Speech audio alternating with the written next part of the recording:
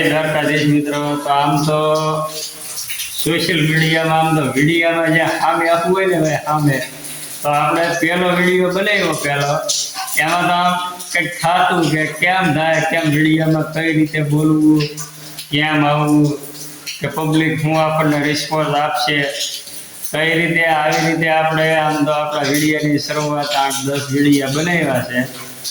તો ધીમે ધીમે ક્યાંક પહેલા વિડીયામાં તો આપણે અસકાતા બોલ્યા કે કઈ રીતે બોલવું, શું બોલવું, એમ આમ કંઈક થઈ જાય વિડીયોમાં કે આમાં આપણને કેમ થાય એમ. એટલે એ રીતે આપણે ધીમે ધીમે નાના એવા મોબાઈલથી વિડીયોની શરૂઆત કરેલી છે. તો જોઈએ આપણે ખેતીવાડી વિશેના વિડીયો બનાવીએ છીએ તો કેવું આગળ હાલે. અને અમારી ચેનલમાં આમ તમારા વિડીયો સારા લાગતા હોય તો લાઈક, શેર અને સબસ્ક્રાઈબ કરવાનું ભૂલતા નહીં. તો આવા નવા વિડીયો આપણે બનાવીશું. અને જો આમાં વિડીયોમાં કેવું હાલે, આપણે તો ખેતીવાડી વિશે જ હોય અને આમ દરરોજ ધંધો જેવો છે કે આપણે જમીન બહુ ઓછી છે, 8 વીઘા જેવું જમીન છે, એટલે દરરોજ ભાડા કરવાના હોય. તો ભાડે વૈયા ગયેલા હોય તો ન્યાય આપણને આમ બહુ મજા આવી હોય તો આપણે વિડીયો બનાવીએ. છેડો સારા મળ્યા હોય તો આપણને હસી મજાક થાય એવો વિડીયો બનાવીએ. અને આવા નવા વિડીયો આપણે બનાવવાના છે. જય દ્વારકાધીશ. આમ તો ભાઈ આજ સતત સવારના જાગ્યા જ્યારથી 6 વાગ્યાનો વરસાદ ચાલુ છે અમારે ધીમી ધારે. એટલે વરસાદ આજ કંઈ બંધ થયો નથી, એટલે ક્યાંય ઘર બહાર ક્યાંય નીકળાય એવું જ નથી આજમાં. એટલે આપણે આજ વાડીએ આખો દિવસ છીએ. અને આપણે અહીંયા અમારે આમ તો દાદો ભાગ અમારો વિડીયો શૂટ આ માતાજીનો મઠ બનાવેલો છે. તો અહીંયા જ અમે ભેગા થઈને અહીંયા જ બનાવતા હોય. તો અમારા ઘનશ્યામભાઈ આજ આવેલા છે, એને વિડીયો બનાવવાનો હતો, એ બનાવી નાખ્યો. અમારે વિડીયો અમે ચાલુ કરી દીધો હતો કે રસ્તામાં આવતા નાની વિડીયો સ્ટાર્ટ કરી દીધો ને અહીંયા પહોંચ્યા વિડીયો આપણો પૂરો થઈ ગયો. કારણ કે આપણે અત્યાર સુધી બહુ ખેતીવાડીના વિડીયો બનાવ્યા. તો વરસાદનું આપણે એવું જ હોય કે ભાઈ ખેતીવાડીના વિડીયા અત્યારે બંધ થઈ જતા હોય. તો આપણે કાંઈક તો ઓલું કરવું પડે, પણ ખેડૂતને કાંઈ એવું ટોપિક બોલવા ન જવો પડે. કારણ કે એને તમે હાલતા જાવ તો તમને ટોપિક મળી જતું હોય, બરાબર. એટલે અમારા ખેતીવાડીમાં આ રીતના બધા વિડીયા બનશે. હવે પછી અમારી જે ઘનશ્યામ મકવાણા ચેનલ છે ને, એમાં પાવર ટીલર થી માંડીને ટોટલિંગ જાતના વિડીયોની અંદર કંઈક અલગ થવાનું છે આશ કરે. હવે તમે અમારા વિડીયો જોવો તો તમને ખબર પડશે કે કેવી રીતનું અલગ થવાનું છે.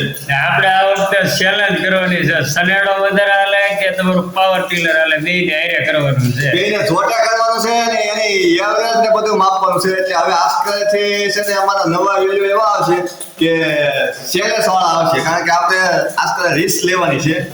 રિસ્ક લઈએ તો જ મજા આવે ખેડૂતની, નકર મજા આવે નહીં.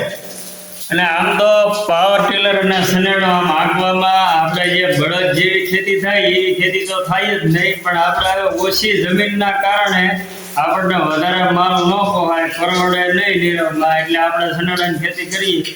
પણ મારો અંદાજ જોયામાં એવું કહે છે કે આ કપાસ ને બધું ફેલ થવા માંડ્યું.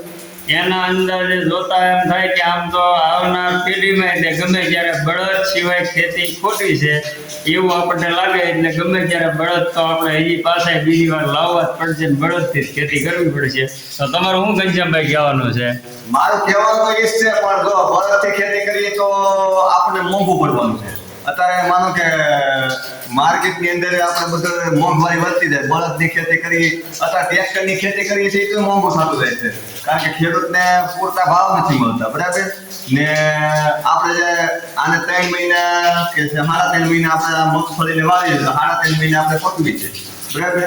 તો એ 3.5 મહિના અમે પકવી, એની અંદર અમે કેટલો ખર્ચો કર્યો, કેટલી રીતની મહેનત.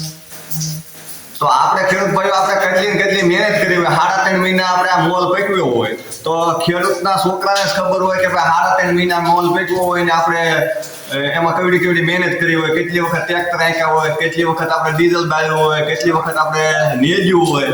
તો એ બધું ખેડૂતને જ ખબર હોય. પછી અનાજ પાકે ને પછી આપણે એમ ગણીએ કે ભાઈ આપણે 1000 રૂપિયા ભાવ ધાર્યો છે સિંગનું, તો અત્યારે કેટલો આવે? 700 થી 800, 1000 ને પૂરા હતા.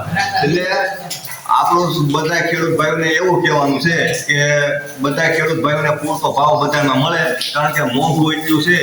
બિયારણ લેવા જાય તો અત્યારે 3500, 3500, 3750 એવો બિયારણનો ભાવ છે. તો ખેડૂતને વધે હું છેલ્લે હિસાબ મારે, લેણાવાળા આવે ત્યાં હિસાબ મારે ત્યાં 0 થઈ જાય. એટલે બધા ખેડૂતને એવી રિક્વેસ્ટ છે કે તમે જો ખેતી કરતા કરતા સાઈડ બિઝનેસ નહીં કરો તો તમને કોઈ વસ્તુ મળવાની નથી, કારણ કે નફો ખોટ એમાં ખેતીમાં બધું આવતું જ હોય, પણ તમારી પાસે સાઈડમાં એવું કાંઈક બિઝનેસ કરો કે તમને સાઈડમાં આ ખેતી કરતા કરતા તે સાઈડમાં પૈસા મળવા જોઈએ. આજ નહીં તો કાલ નહીં તો પમથી 5 વર્ષ પછી તે તમારે બદલવું પડશે, એટલે બદલવું પડશે ખેતી કરતા કરતા.